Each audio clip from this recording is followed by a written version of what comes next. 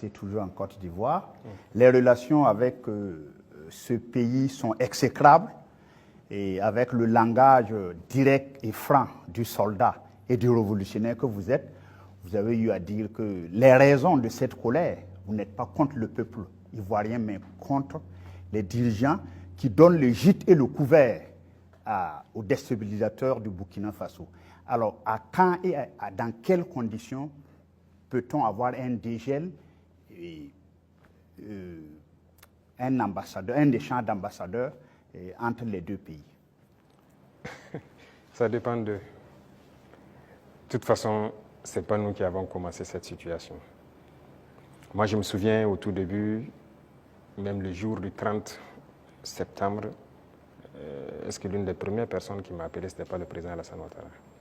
Et après, son petit frère est venu par 2 fois nous voir et tout ça. C'est vrai, on peut dire que les relations étaient bonnes, mais il a voulu qu'on suive une certaine direction. Mais comme vous avez dit, en tant que révolutionnaire, nous savons que nous ne sommes pas là pour ça. Nous étions là pour la révolution. Et la révolution, c'est une rupture. On ne peut pas suivre une certaine politique. Et donc, petit à petit, les relations ont commencé à ne pas aller.